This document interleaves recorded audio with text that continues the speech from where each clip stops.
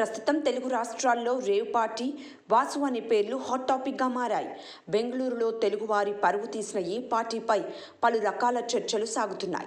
అంతేకాక ఇంత భారీగా అంతమంది ప్రముఖులతో పార్టీ నిర్వహించిన వాసు ఎవరు అనేది సర్వత్రా ఆసక్తి నెలకొని ఉంది. వాసుది విజయవాడ. ఒక సామాన్య కుటుంబం నుంచి వచ్చి అక్రమ సంపాదన, అసాంఘిక కార్యక్రమాల ద్వారా బాగా సంపాదించాడు. సామాన్య కుటుంబంలో పుట్టి స్వల్ప కాలంలోనే కోట్ల రూపాయలు సంపాదించిన వాసు భారీగానే ఆస్తులను కూడబెట్టారని చెబుతున్నారు. వాసుకి క్రికెట్ మీద ఉన్న పిచ్చితో బెట్టింగ్ల వైపు వెళ్లారు.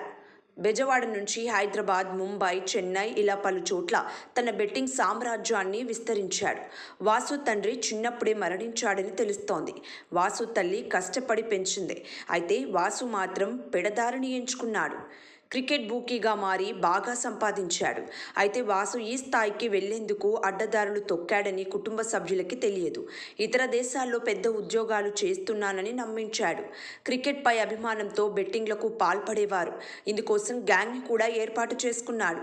బెంగళూరు, చెన్నై, ముంబై, హైదరాబాద్ నగరాలతో పాటు విశాఖపట్నం, తిరుపతి, చిత్తూరు, కర్నూలు పట్టణాల్లో తన గ్యాంగ్ను ఏర్పాటు చేసుకున్నాడు.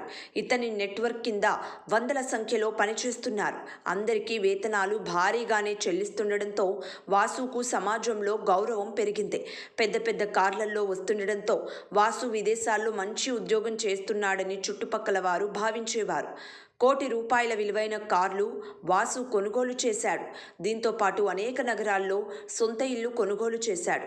అక్రమ సంపాదన లక్ష్యంగా వాసు ఎదిగిన తీరును చూసి పోలీసులే ఆశ్చర్యపోతున్నారు. బెంగళూరు, చెన్నై, హైదరాబాద్, విజయవాడలలో విల్లాలు, ఫ్లాట్లు కొనుగోలు చేసేడు. అయితే రేవ్ పార్టీలు నిర్వహిస్తూ కొందరు ధనికులు దృష్టిలో పడ్డాడు.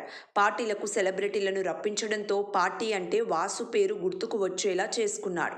అంతే, దశ మరింత తిరిగింది. ఇంతవరకు ఎలాంటి కేసుల్లో ఇరుక్కోకుండా తప్పించుకున్న వాసు చివరకు బెంగళూరు రేవ్ పార్టీలో దొరకడంతో ఇప్పుడు అందరి నోళ్లలో నానుతున్నారు. అయితే అంతమంది సెలబ్రిటీలను రప్పించిన వాసు లెవెల్పై సర్వత్రా చర్చలు సాగుతున్నాయి.